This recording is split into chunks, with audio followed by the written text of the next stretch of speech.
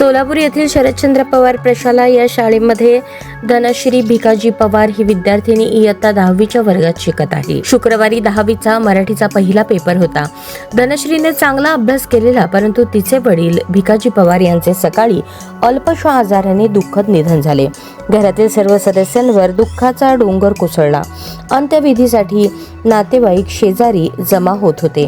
धनश्रीचा पहिलाच पेपर बुडणार आणि तिच्याबद्दल तिच्या वडिलांनी पाहिलेले स्वप्न वाया जाणार म्हणून शाळेतील शिक्षक, मुख्याध्यापक अस्वस्थ होते. प्रशालेचे मुख्याध्यापक तानाजी माने यांनी धनश्रीच्या घरी जाऊन नातेवाईक आणि धनश्रीच्या आईला, भावाला समजावून सांगून 2 तास अंत्यविधी पुढे ढकलायला सांगितला. धनश्रीला धीर दिला आणि तिला तयार करून स्वतः परीक्षा केंद्रावर नेऊन बसवले. पूर्ण 3 तास पेपरला बसणे तिला शक्य नव्हते म्हणून अंत्यविधीसाठी अर्ध्यातून घेऊन जाण्यासाठी शिक्षणाधिकारी सचिन जगताप यांना कॉल करून सांगितले. शिक्षणाधिकाऱ्यांनी सुद्धा प्रसंग पाहून केंद्र प्रमुख गीता सादोली यांना तिला अर्ध्यातून सोडण्याविषयी सांगितले. शिक्षणाधिकारी जगताप यांनी स्वतः परीक्षा केंद्रावर येऊन धनश्रीला धीर दिला. 1.5 तास पेपर लिहिल्यानंतर पुन्हा मुख्याध्यापक तानाजी माने यांनी तिला संतोष लोंढे या सेवकाच्या गाडीवर अंत्यविधीला आणले.